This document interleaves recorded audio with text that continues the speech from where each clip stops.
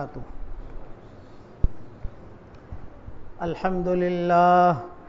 الحمد لله نحمده ونستعينه ونستغفره ونؤمن به ونتوكل عليه ونعوذ بالله من شرور أنفسنا ومن سيئات أعمالنا ونعوذ بالله من شرور أنفسنا ومن سيئات أعمالنا ونعوذ بالله من شرور أنفسنا ومن سيئات أعمالنا من يهده الله فلا مضل له ومن يضلله فلا هادي له ونشهد أن لا إله إلا الله وحده لا شريك له ونشهد أن سيدنا ومولانا محمدا عبده ورسوله صلى الله عليه وعلى آله وأصحابه وبارك وسلم تسليما كثيرا كثيرا. أخرج عبد الله بن أحمد وأبو يعلى عن سعيد بن أبي راشد قال رأيت التنوخي رسول هرقل إلى رسول الله صلى الله عليه وسلم بحمص وكان جارا لي شيخا كبيرا قد بلغ فنا أو قربا فقلت ألا تخبروني عن رسالة هرقل إلى رسول الله صلى الله عليه وسلم ورسالة رسول الله صلى الله عليه وسلم إلى هرقل؟ قال بلى وقدم رسول الله صلى الله عليه وسلم تبوك فبعث دحية بن الكلبي رضي الله عنه إلى هرقل فلما جاء كتاب رسول الله صلى الله عليه وسلم دعا قسيس الروم وبطارقتها ثم غلق عليهم الدار. قال نزل هذا الرجل حيث رأيتم قد أرسل إلي يدعوني إلى 3 خصال يدعوني إلى أن أتبعه على ديني أو أن نعطيه مالنا على أرضنا والأرض أرضنا أو نلقي إليه الحرب. والله لقد عرفتم فيما تقرؤون من الكتب لتؤاخذن ما تحت قدمي فهلم نتبعه على دينه أو نعطيه مالنا على أرضنا. فنخروا نخرى رجل واحد حتى خرجوا من برانسهم وقالوا تدعونا إلى أن نذر النصرانية أو نكون عبيدا لأعرابي جاء من الحجاز. فلما ظن أنهم من خرجوا أفسدوا عليه رفاقهم وملكه قال إنما قلت ذلك لكم لا أعلم صلابتكم على أمركم. ثم دعا رجلا من عرب تجيب كان على نصارى العرب قال ادعوا لي رجلا حافظا للحديث عربي اللسان أبعثه إلى هذا الرجل بجواب كتابه. فجاءني فدفع إلي هرقل كتابا يأتي فقال اذهب بكتابي إلى هذا الرجل فما سقيت من حديثه فاحفظ منه 3 خصال. انظر هل يذكر صحيفته الذي كتب إلي بشيء وانظروا إذا قرأ كتابي هل يذكر الليل وانظروا في ظهري هل به شيء يريبك. فانطلقت بكتابي حتى جئت تبوك فإذا هو جالس بين أصحابه على الماء فقلت أين صاحبكم؟ قيل ها هو ذا. فأقبلت أمشي حتى جلست بين يديه فناولته كتابي فوضعه في حجري ثم قال ممن أنت؟ قلت أنا أحد تنوخ. فقال هل لك في الحنيفة ملة أبيكم إبراهيم؟ قلت إني رسول قوم وعلى دين قوم لا أرجع عنه حتى أرجع إليهم. قال إنك لا تهدي من أحببت ولكن الله يهدي من يشاء وهو أعلم بالمهتدين. يا خاتنوخ إني كتبت بكتابي للنجاشي فخرقها والله مخرقه ومخرق ملكه وكتبت إلى صاحبكم بصحيفة فأمسكها فلن يزال الناس يجدون منه بأسا ما دام في العيش خيرا إلى آخر الحديث.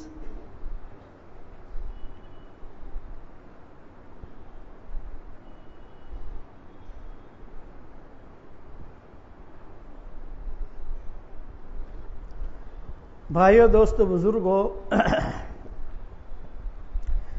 بیان چل رہا تھا حضور اکرم صلی اللہ علیہ وسلم کے مدینہ منورہ میں داخل ہونے کا، اور میں یہ مضمون سمجھا رہا تھا کہ یہود نصارہ یہ حضور صلی اللہ علیہ وسلم کی ایک ایک چیز سے بہت واقف تھے،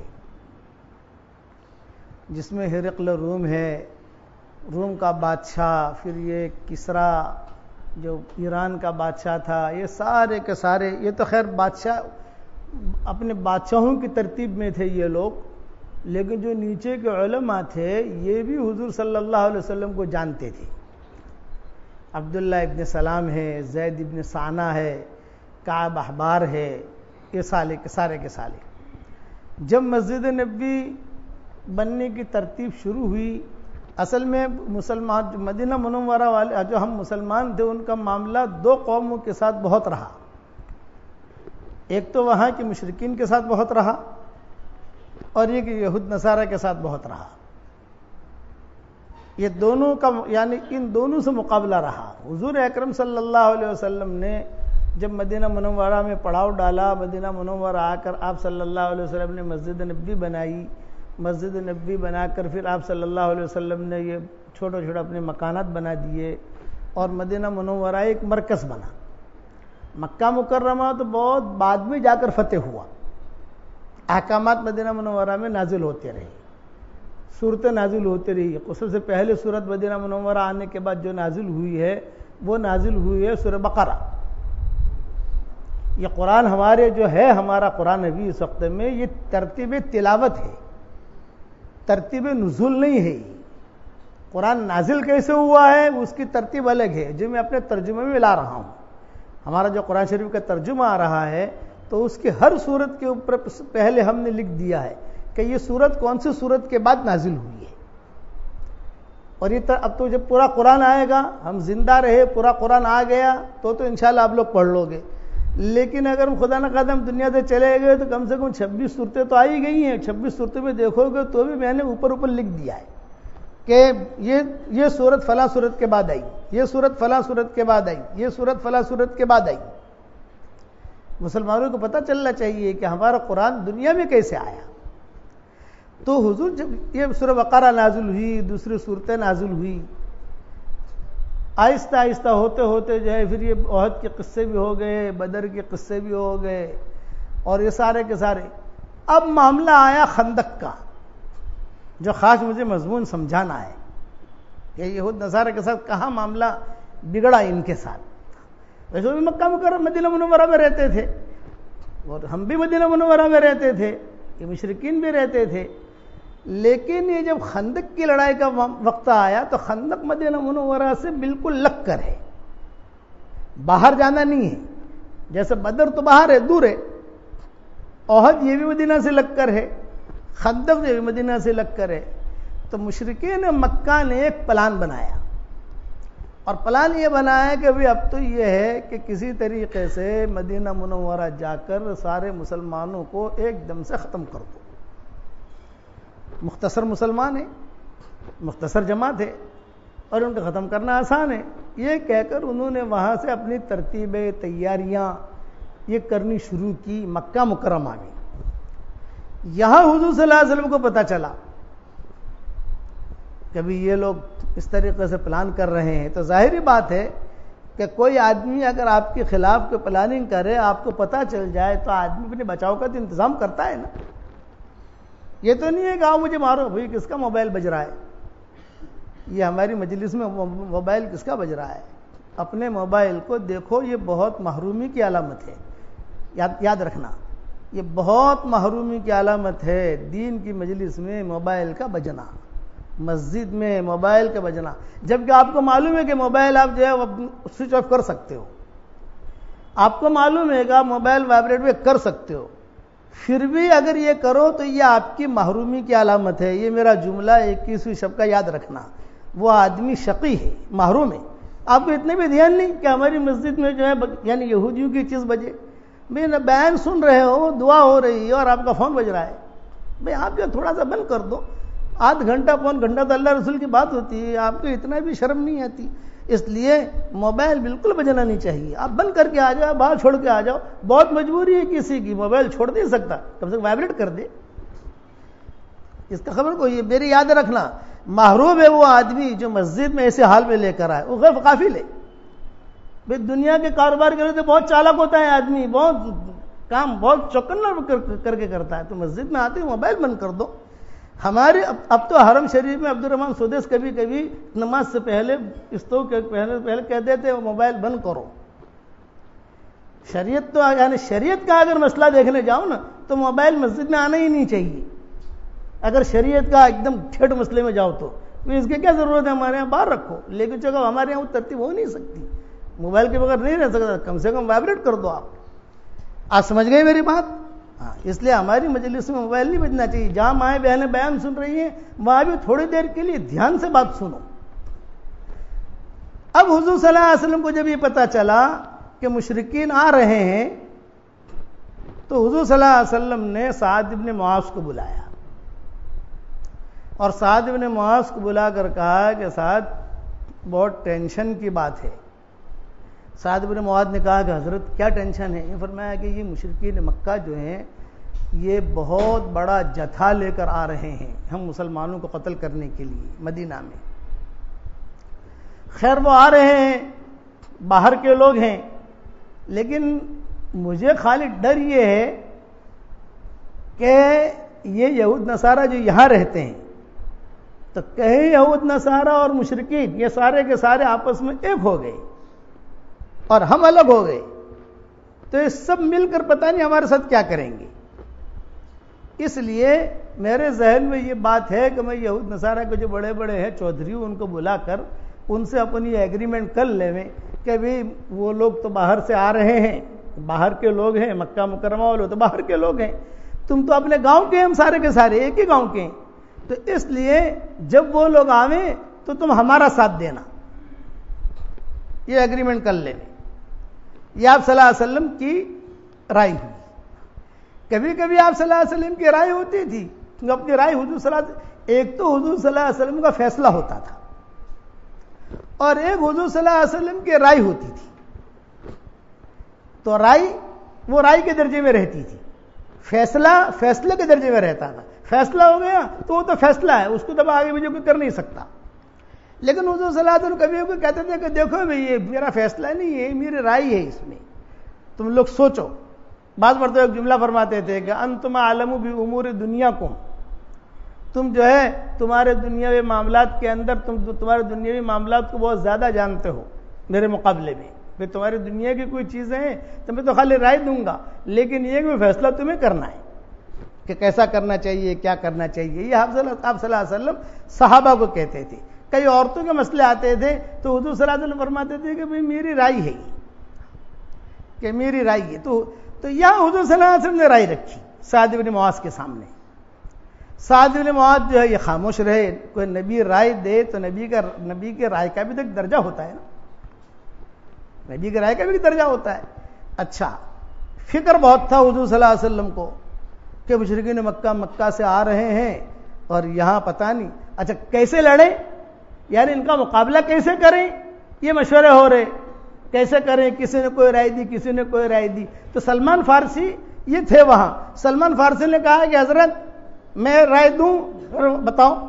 میری رائے یہ ہے کہ یہ ان کا مقابلہ جو ہے مجھ پر چھوڑ دیجیے آپ. آپ نے فرمایا تو اکیلا؟ کہا میں اکیلا. ارے وہ تو ہزاروں ہیں.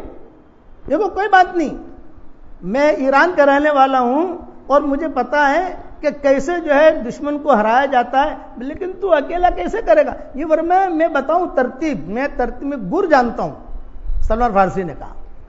تو آپ نے فرمایا گر بتاؤ تو صحیح, کیونکہ عادت بعد میں کیوں بھائی, سب کے سامنے بتاؤ, تم کیا گر جانتے ہو. یہ فرمایا میں گر یہ جانتا ہوں کہ ہمارے ہاں جب ایسا مقابلہ ہوتا ہے, بھاری مقابلہ, تو ہم لوگ خندقیں کھودتے ہیں, اور خندقیں ایسی ہوتی ہیں کہ دشمن جو ہے وہاں سے پار کر کے آ نہیں سکتا, اور اگر ہمیں وہاں جانا ہو تو ہم جا سکتے ہیں. ایسے سیٹنگ کر کے ہم خندق کھودتے ہیں. تو آپ نے فرمایا ہاں یہ خندق کی جو لڑائی کے خندق میں کھودی گئی, یہ سلمان فارسی کے رائے پر کھودی گئی. تو سلمان فارسی نے کہا میرے ساتھ کچھ نوجوانوں کو بھیجو, میں سیٹنگ بتاتا ہوں. تو سلمان فارسی کے ساتھ ان کا فلاں کو بھیجو، مقداد ابن اسود کو بھیجو، اور فلاں عبداللہ ابن عباس کو بھیجو، عبداللہ ابن مسعود کو بھیجو، فلاں کو بھیجو، فلاں کو بھیجو. وہ بھیج کر سلمان فارسی نے جو ہے یہاں کھودو اور یوں کھودو. مشرکین آئیں گے، سامنے سے آئیں گے، ہم آئیں گے، یہاں سے آئیں گے، تو ہمارا اترنے کے لیے ایسی سیڑھیاں بناؤ، چڑھنا. وہ آ نہیں سکتے، ہم جا سکتے ہیں. اور ٹھنڈی بہت تھی اس وقت میں. یہ میں سمجھانا چاہ رہا ہوں کہ کہاں معاملہ ان کے ساتھ زیادہ بگڑا، یہود نصارہ کے ساتھ.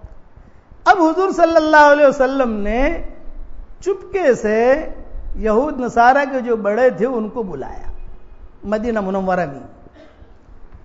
وہ جانتے تھے کہ اللہ کے نبی ہیں. بلا کر کہا کہ دیکھو تم مدینہ میں رہتے ہو، تمہارے بیوی بچے ہیں، تمہارے جتھے ہیں، تم رہو خوشی خوشی، یہاں کوئی بات نہیں.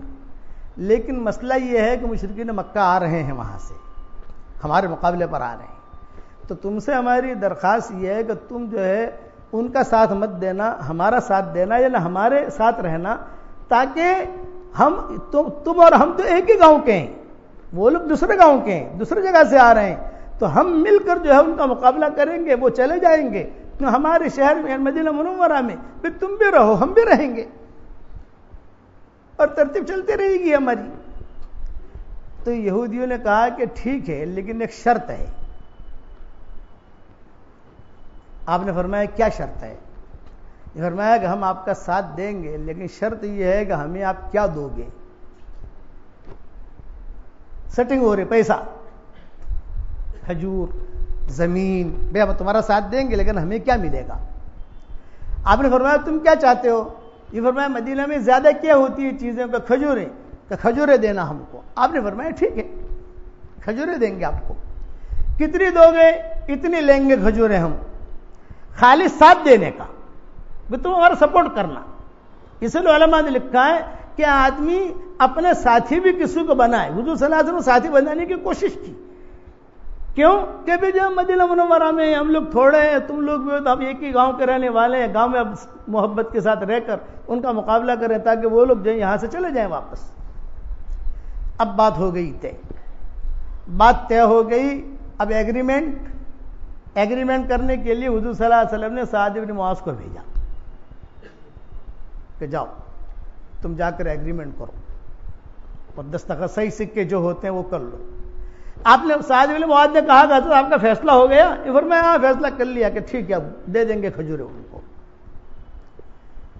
ہو گیا ایگریمنٹ. سعد بن معاذ نے دستخط کر لیے، انہوں نے دستخط کر لیے، کاغذات ان کے پاس، ان کے پاس، ہو گیا معاملہ. مشرکین مکہ کو پتہ چلا کہ وہاں تو یہود اور مسلمان ایک ہو گئے ہیں مدینہ میں، تو انہوں نے 2-4 آدمی بھیج دیے چپکے سے یہودیوں کے پاس. یہ کہا دیکھو یہ مسلمان تو جو ہے دشمن ہے، تمہاری بھی ہمارے بھی، ہم لوگ آ رہے ہیں تو تم جو ہے ہمارا ساتھ دینا تاکہ جو ہے ہم مسلمانوں کو بالکل ختم کر دے اور پورے مدینہ پر ہمارا قبضہ ہو جائے. تو انہوں نے ان سے بھی وہی بات کہی، ہم کو کیا دو گے؟ سمجھ گئے بات؟ سمجھ میں آ رہی نہیں آ رہی؟ ہم کو کیا دو گے؟ تو انہوں نے کہا تم کیا چاہتے ہو؟ یہ کہا کھجوریں دیں گے، کھجوریں چاہیے ہم کو. یہ کہا ٹھیک ہے کھجوریں دیں گے تم کو. اچھا بھگوان تمہاری مدینہ میں زمین تو نہیں ہے، کھجوریں کہاں سے لاؤ گے؟ یہ کہا تم کو تو کھجور سے مطلب ہے، کہیں سے بھی لاویں ہم.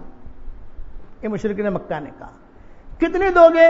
تو انہوں نے کہا تم کو کتنی چاہیے؟ تو انہوں نے کاغذ دکھایا حضور صلی اللہ علیہ وسلم والا، دیکھو انہوں نے اتنی کھجوریں دینے کا کہا. مشرکین نے کہا ہم ڈبل دیں گے.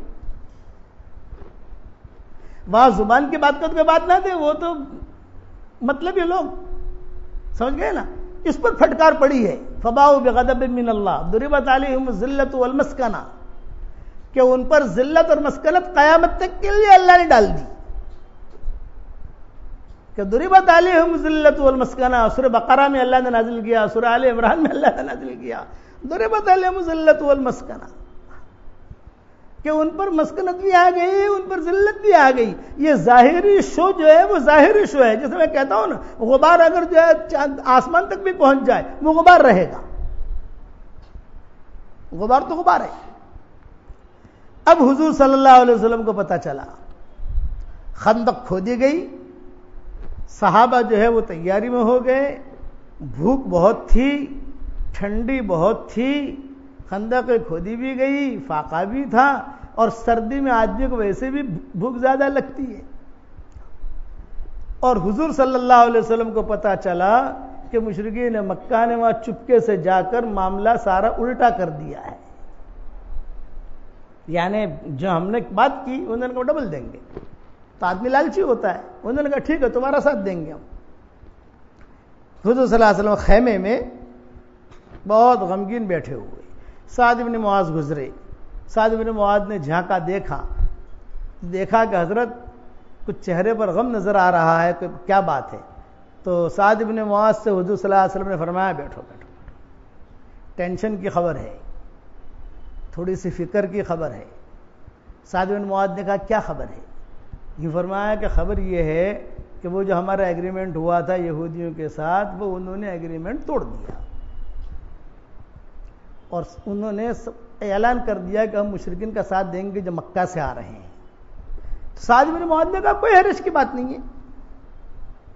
حضور کی ہمت دلائی. بعض مرتبہ آدمی دو جملے کہتا ہے تو آدمی کو ہمت ہو جاتی ہے. سعد بن معاذ نے کہا کوئی گھبرانے کی بات نہیں ہے حضرت, ہم مشرک تھے یہاں اور وہ یہودی تھے, ہم نے ہمارے شرک کی حالت میں کبھی ان کو 1 کلو کھجور بھی نہیں دیے. ہم نے شرک 1 کلو کھجور بھی نہیں دیے ہم نے ہمارے بات کی ان کو, بلکہ ان کے لیے ہوگی ہم نے, اور اسلام کی حالت میں. لیکن چونکہ آپ کا فیصلہ تھا, آپ کی بات تھی, تو ہم تو خاموش رہے. آپ نے ایک بات کر دی, اس لیے حضرت آپ مجھے اجازت دے دیں, اس میٹر کو میں نمٹا لوں. میں سیٹنگ حضور نے فرمایا جاؤ کر لو, تم کر لو, سمجھ لو کیا ہے کیا نہیں ہے. اور حضور صلی اللہ علیہ وسلم اپنے دعا میں لگ گئے. سعد بن معاذ آئے یہودیوں کے پاس. اب یہودی تو سب ان کو بڑا مانتے تھے نا, ان کو بڑا مانتے تھے, پہلے میں نے سمجھایا تھا آپ کو. آئے اور آ کر کہا بھی تمہاری ہماری بات ہوئی تھی. تو یہودیوں نے کہا وہ کوئی بات نہیں ہوئی تھی. ارے یہ کاغذ ہے, تمہارے دستخط ہے, میرے دستخط ہیں, سارے ایگریمنٹ ہوا تھا. نہ ہمارا تمہاری کوئی بات نہیں ہے. سعد بن معاذ نے کہا کوئی بات نہیں, یہ کہا کوئی بات نہیں, کاغذ پھاڑ دوں؟ یہ کہا پھاڑ دیجیے آپ. تو سعد بن معاذ نے پھاڑ دیا اور انہوں نے بھی پھاڑ دیا, معاہدہ ختم. یہاں خندق کی لڑائی شروع ہوئی. ہمیشہ یاد رکھنا کہ اللہ جل جلالہ عما والوہ کے یہاں قانون ہے, جو ظاہر کے خلاف اللہ کے احکامات کو پورا کرتا ہے تو اللہ کی مدد بھی اس کے ساتھ ظاہر کے خلاف آتی ہے. کہ ظاہر کے خلاف اللہ کی مدد آتی ہے, ظاہر کے خلاف. اور سعد بن معاذ کو بہت ٹینشن. یہودی چونکہ یہودی ان کو اپنا بڑا مانتے تھے, اس لیے تھوڑا ان کو بھی یہ لگا کہ بھئی ہمارا بڑا ہے, لیکن آج کام ایسا ہوا ہے کہ جو ویوہار کے خلاف ہے. ایک ویوہار ہوتا ہے نا, تو ویوہار کے خلاف ہے, لیکن کوئی بات نہیں بھی, تو تمہارا ہمارا ایگریمنٹ ختم, تم ان کا ساتھ دے تو ان کا ساتھ دو, کوئی مسئلہ نہیں. یہاں فوجیں سامنے سامنے آ گئیں, مسلمان اس طرف مدینہ کے رخ پر, وہ لوگ سامنے, خندقیں کھودی ہوئی ہے. اور حضور اکرم اس کو جو ہے, میں نے آپ کو کہا تھا کہ میں بمبئی جب آ رہا تھا ہوائی جہاز میں, تو میں سوچ رہا تھا بمبئی جا کر کیا بیان کروں گا, بمبئی جا کے کیا بیان کروں گا. تو میں نے سوچا کہ بھئی یہ حافظ لوگ بچے جو ہے جو پارہ پہلے دن پڑھیں گے اسی پارے کے اوپر جو ہے کچھ بیان کر دیں گے. اللہ کا شکر ہے کہ قرآن کی آیت کہیں سے بھی سن لو تو فوراً سمجھ میں آ جاتا ہے کہ یہ آیت کب نازل ہوئی, کیسے نازل ہوئی, کیا ترجمہ ہے, اس کا دائیں بائیں کیا ہے. اللہ کا شکر ہے کہ اللہ تعالیٰ فوراً دل میں ڈال دیتا ہے. میں نے یہ نیت کی تھی کہ جو بچے پڑھ رہے ہیں اسی کو, اس مضمون کو. تو اس دن خندق کا قصہ تھا. تو یہ خندق کے قصے میں اللہ تعالیٰ کہتے ہیں وَبَلَغَتِ الْقُلُوبُ الْحَنَاجِرَ وَتَظُنُّونَ بِاللَّهِ الظُّنُونَ هُنَالِكَ ابْتُلِيَ الْمُؤْمِنُونَ وَزُلْزِلُوا شَدِيدًا. کہ وہ ایسا وقت تھا کہ کلیجے جو ہے منہ کو لگ رہے تھے اور گمان آ رہے تھے کیسے ہوگا, کیسے ہوگا, کیا ہوگا, اتنا بڑا جتھا, اور یہ کیسے ہوگا, کیسے کریں گے. وَتَظُنُّونَ بِاللَّهِ الظُّنُونَ. زبردست آزمائش میں تھے. بدر کی آزمائش الگ تھی, احد کی آزمائش الگ تھی, حنین کی آزمائش الگ تھی, تبوک کی آزمائش الگ تھی, اور خندق کی آزمائش الگ تھی. لیکن علماء نے لکھا ہے کہ سب سے زیادہ خندق کی آزمائش, بھوک, پیٹوں پر پتھر بندھے ہوئے ہیں, کھانے کو کچھ نہیں, دشمن جو ہے وہ چہچہا رہا ہے, لہلا رہا ہے, اور اس کے پاس ہتھیار بھی ہے, اس کے پاس کھانا بھی ہے, سب کچھ ہے. اور سارا تیاری کر کے آیا ہے، اور یہ مدینہ والے کہ ان کے پاس کچھ گھوڑے، کچھ تلواریں، کچھ لوگ، خندقیں خالی کھودی گئی ہیں، اور حضور صلی اللہ علیہ وسلم تہجد کے وقت میں، رات کے وقت میں حضور صلی اللہ علیہ وسلم فکر، ٹھنڈی کی رات، اچھا اوڑھنے کے لیے بھی کوئی چیز نہیں. حضرت جابر رضی اللہ تعالیٰ عنہ تھے، ایک چادر لے کر بیٹھے ہوئے تھے. اب ایک چادر سے کیا ہوتا ہے؟ حضور صلی اللہ علیہ وسلم جب مقابلے پر دونوں یعنی مسلمان اور مشرکین مقابلے پر آ گئے اور وہاں پیچھے سے یہود بھی ساتھ دے رہے ہیں، تو حضور صلی اللہ علیہ وسلم نے رات کو مشورہ کیا.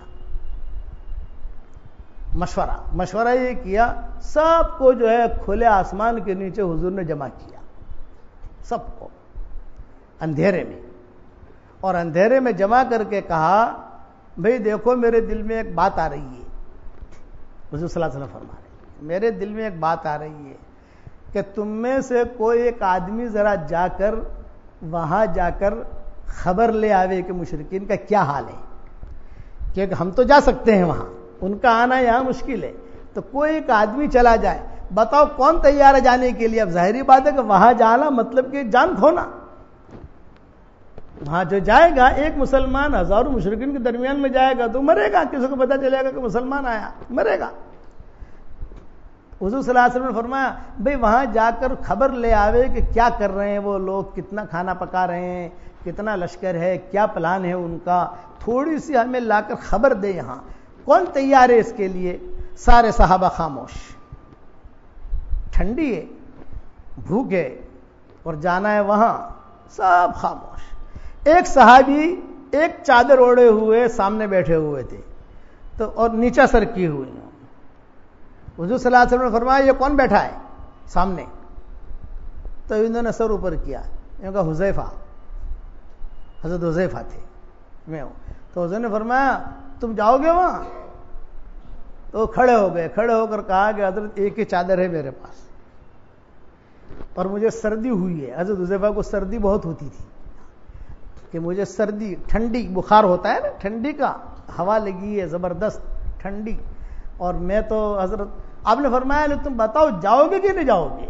میں نہیں پوچھ رہا ٹھنڈی، حضرت میں ٹھنڈی کا کچا ہوں، بعض لوگ ٹھنڈی کے کچے ہوتے ہیں، میں ٹھنڈی کا کچا ہوں. یعنی ان کے دل میں یہ تھا کہ میرا نام نہ آوے، دیکھو مجھے کہیں گے تو جانا پڑے گا، لیکن اگر ایک کی چادر ہے میرے پاس اور میں جو ہے یعنی مجھے سردی بھی لگ رہی.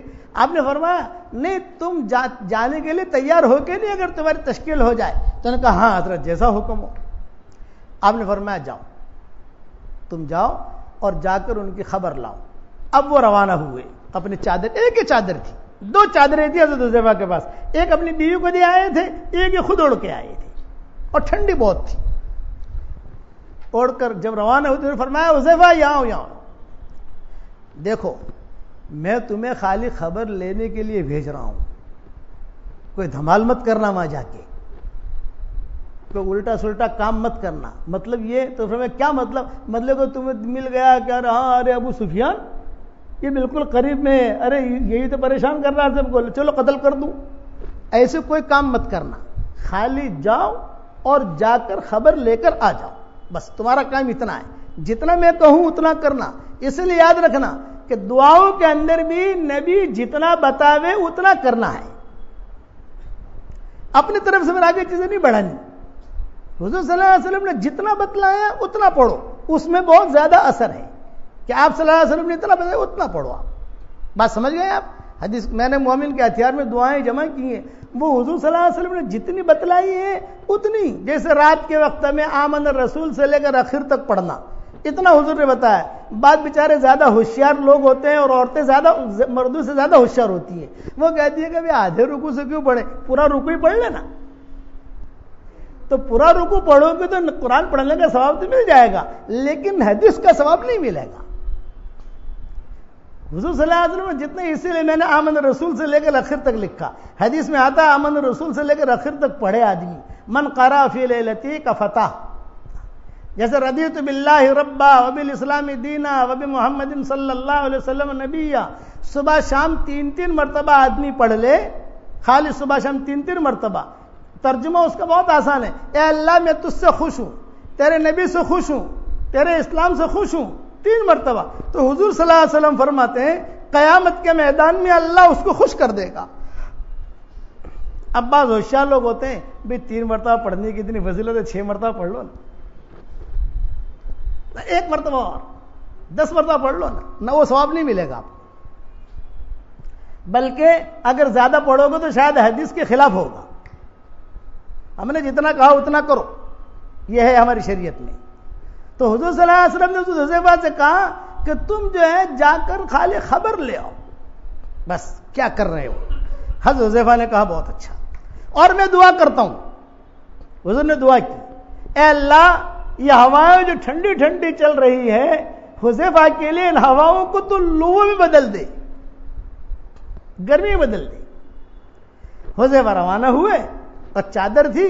حضرت حذیفہ کہتے ہیں جہاں میں روانہ ہوا تھوڑا سا چلا تو چلتے ہی وہ ٹھنڈی بیری ختم ہو گئی. جو ٹھنڈی ٹھنڈی ہوائیں تھیں وہ اب جو گرم گرم بہت اچھا لگ رہا ہے، میں ہیٹر میں چل رہا ہوں کسی یعنی بالکل بہت اچھا. پانی بھی گرم، پانی بھی اچھا. ارے میں نے کہا یہ تو ہر جگہ جو ہے گرماٹ گرماٹ، یعنی وہ ٹھنڈک ختم ہو گئی. حضرت حذیفہ کہتے ہیں کہ رات کے وقت میں پہنچا، وہاں پہنچا تو ابو سفیان بالکل میرے قریب اونٹنے کے اوپر. دل میں آیا کہ بڑا اچھا چانس ہے یار، یہ مرا تو ساری بھڑاس ختم ہو جائے گی. یہ دل میں آیا کہ تلوار نکال کر اس کو تو نپٹا. حضور کی بات یاد آئی کہ کچھ گڑبڑ مت کرنا. کسی نے پیچھے سے ہلا کر، بعض کتابوں میں لکھا ہے کہ کسی نے نبی کی بات کوئی گڑبڑ نہیں کرنا، بس خالی کیا ہو رہا ہے دیکھ کے آنا ہے بس. حذیفہ جو ہے تھم گئے. ابو سفیان وہ چودھری تھا، بعد میں رضی اللہ تعالیٰ عنہ بنے. تو انہوں نے اعلان کیا بھائی دیکھو ایک اعلان کرنا ہے مجھے، اور یہ پرائیویٹ اعلان ہے. یہ اعلان جو ہے پرائیویٹ ہے، تھوڑا خاص ہے. بس مجھے یہ ڈر یہ لگ رہا ہے کہ کہیں ایسا نہ ہو کہ مسلمانوں کا کوئی جاسوس آیا ہو ہمارے پاس اور وہ ہمارا اعلان کہیں سن نہ رہا ہو. اگر وہ سنے گا تو ہمارا سارا راز چلا جائے گا. اس لیے اب جاسوس کو کیسے پکڑے اندھیرے میں اتنے بڑے مجمع میں؟ آسان طریقہ یہ ہے کہ جتنے لوگ ہیں نا سب دائیں بائیں جو اس کے آدمی کھڑے ان کے سروں پر ہاتھ رکھ لے، اور ہاتھ رکھ کر کے بھی تو اپنا ہے نا تو وہ کہے گا اپنا مطلب کہ جاسوس ہوگا تو پکڑا جائے گا. یہ ابو سفیان نے اعلان کیا. حضرت حذیفہ نے سن لیا تو حضرت حذیفہ نے کہا میرے سر پر کوئی ہاتھ رکھے اس سے پہلے میں نے دائیں بائیں کے لوگوں پر سر پر ہاتھ رکھ دیا. اور اس کو پوچھا تو اپنا ہے نا؟ تو اس نے کہا ہاں اپنا ہوں. میں نے کہا تو بھی اپنا ہے؟ ہاں اپنا ہوں. مجھے کسی نے پوچھا ہی نہیں. چلو میں اللہ کی مدد آئی. اب جو ہے ابو سفیان نے اعلان کیا بھائی دیکھ لیا کوئی جاسوس تو نہیں ہے. سب نے کہا نا کوئی جاسوس نہیں. ہو سکتا یہ بولے سب کے ساتھ کوئی جاسوس نہیں ہے. تو ابو سفیان نے اعلان کیا کہ بھی دیکھو ہوائیں بہت ہیں، ٹھنڈی بہت ہے، اور اب ہم جو ہے یہ جنگ ہار گئے ہیں. اب ہمیں تو جو ہے فوراً واپس جانا ہے. بس کسی طریقے سے جان بچا کر ہم واپس مکہ مکرمہ پہنچ جاویں، یہی غنیمت ہے تاکہ ہماری عورتیں بیوائیں نہ ہوں، بچے جو ہے یتیم نہ ہوں. اور یہاں حالات جو ہے وہ ٹھیک نہیں ہیں مدینہ والوں کے، یعنی ان کے ساتھ مقابلہ ہمارے لیے مشکل ہے، خندق ہیں، ہم آگے نہیں بڑھ سکتے. یہ لوگ تو آ جائیں گے، ہم نہیں بڑھ سکتے. اس لیے اب جو ہے بس میں ہارنے کا اعلان کرتا ہوں. اس نے ہارنے کا اعلان کیا کہ ہم ہار چکے ہیں، اب ہمیں خالی واپسی کیسے کرنی، اور اس طریقے سے کہ جو سامان اٹھا سکتے ہو اٹھاؤ، جو نہ اٹھا سکتے وہ تھوڑا چھوڑ دو، یہاں چھوڑ کر جان بچا کر بھاگو واپس. یہ اعلان کیا. حضرت حذیفہ نے سن لیا. حضرت حذیفہ نے جو سنا تو حضرت حذیفہ خبر تو یہ دینی تھی. حضرت حذیفہ واپس آئے اور خندق سے وہ اتر رہے تھے کہ جبریل علیہ السلام رستے میں ملے حضرت حذیفہ کو، اور حذیفہ سے کہا کہ حذیفہ جاؤ تم جا ہی رہے ہو، اللہ کے نبی کو خبر دے دینا کہ اللہ کی مدد آ گئی. ان کو بھی کہا اور وہاں حضور کو بھی کہا. یہ دونوں جگہ روایتوں میں آتا ہے کہ حذیفہ سے بھی کہا. اور یہاں حضرت حذیفہ جو ہے واپس جب آئے تو حضور رات کو نکلے تھے نا شروع میں، تو رات کے آخری حصے میں واپس آئے. یہاں جب واپس آئے تو حضور صلی اللہ علیہ وسلم تہجد پڑھ رہے تھے. تہجد پڑھ رہے تھے تو حذیفہ آ کر بیٹھے تو حضور صلی اللہ علیہ وسلم نے اپنی کنکی آنکھوں سے دیکھا کہ حذیفہ آیا. اچھا حذیفہ کہتے ہیں کہ جہاں حضور صلی اللہ علیہ وسلم کے قریب آ کر میں بیٹھا تو بیٹھتے ہی ٹھنڈک شروع ہو گئی. وہ گرمی جو تھی وہ ختم ہو گئی, تنور والی گرمی وہ ختم, یہاں ٹھنڈک شروع ہو گئی, ٹھنڈی لگ رہی. تو حضور صلی اللہ علیہ وسلم نے تہجد پڑھتے پڑھتے اپنی چادر تھی حضور کی, تو حضرت حذیفہ کہتے ہیں میں تو تھکا ہوا تھا تو میں نے کہا حضور کی تہجد تو لمبی ہوگی, تو میں حضور کے قدموں میں ہی تھوڑا سا لیٹ گیا. جہاں میں لیٹا تو حضور صلی اللہ علیہ وسلم نے تہجد پڑھتے پڑھتے آہستہ سے زیادہ ہاتھ حرکت نہ کرو اپنی چادر حذیفہ پہ ڈال دی. جب حضرت حذیفہ پہ ڈال دی تو حضرت حذیفہ کہتے ہیں کہ خوشبودار چادر, پھر نبی کی چادر, اور پھر نبی کا پڑوس, پھر تہجد کا وقت, تو میں تو جو ہے کھراٹے لینے لگا, سو گیا. حضور صلی اللہ علیہ وسلم تہجد پڑھتے رہے, تہجد پڑھ کر فارغ ہوئے, پھر حضور صلی اللہ علیہ وسلم نے جگایا حذیفہ کو. تو حذیفہ ایسے رات کے جاگے ہوئے تھے, تو حذیفہ کی آنکھیں بھی جو ہے حضرت حذیفہ کی, یہ حضور صلی اللہ علیہ وسلم کے رازدار تھے حضرت حذیفہ. حضور صلی اللہ علیہ وسلم اپنے راز کی بات حضرت حذیفہ سے کہتے تھے, کان سر رسول اللہ صلی اللہ علیہ وسلم.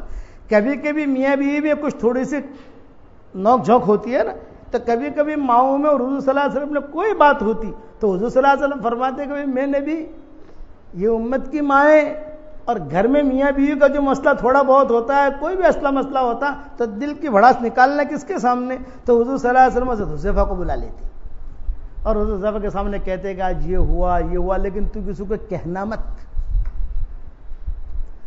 پیٹ میں رکھنا, کسی کو کہنا مت. سارے منافقین مدینہ منورہ میں جتنے تھے سب کے نام حضور نے ایک ایک کر کے لکھوائے تھے حضرت حذیفہ کے پاس. لکھو دیکھو فلاں منافق ہے, وہ فلاں صف میں تیسرے صف میں کھڑا رہتا ہے نا وہ منافق ہے, وہ پہلی صف میں کھڑا رہتا ہے نا وہ منافق ہے, وہ جو لمبی داڑھی والا ہے وہ منافق ہے, وہ عمامہ پہن کے آتا ہے وہ منافق ہے, سب کے نام. تو صحابہ حضرت حذیفہ سے ڈرتے تھے, اور حضور نے کہہ بھی دیا تھا, سب صحابہ کو معلوم ہے کہ سارے منافقین کی لسٹ اس کے پاس ہے, لیکن حضور صلی اللہ علیہ وسلم نے حضور حذیفہ سے کہا تھا یہ لسٹ خالی تیرے اور میرے لیے, کسی کو بولنا مت یہ منافق ہے منافق ہے منافق ہے, بتانا مت. تو مدینہ منورہ میں کسی کا انتقال ہوتا تو اگر حضرت حذیفہ اس کے جنازے میں آتے تو حضرت عمر نماز پڑھاتے, اور اگر حذیفہ نہ آتے تو حضرت عمر سمجھ جاتے ہیں کہ مرنے والا گڑبڑ ہے, حذیفہ نہیں آیا. اسی لیے حضرت عمر کبھی کبھی حضرت حذیفہ کو بلا کر کہتے, حذیفہ اللہ کے نبی کا راز ہے, میں نہیں کہتا مجھے بتا کیا راز ہے کیا راز ہے کیا راز ہے, نہ یہ کوئی حق نہیں ہے مجھے, تیرے پاس لسٹ ہے منافقین کی, خالی تو مجھے اتنا بتا دے میرا نام تو منافقین میں نہیں ہے. یہ حضرت عمر کہتے مجھے خالی اتنا بتا دے تاکہ میں دعا مانگ کر پکا مومن بن جاؤں, کہیں حضور نے میرا نام تو نہیں لکھوایا.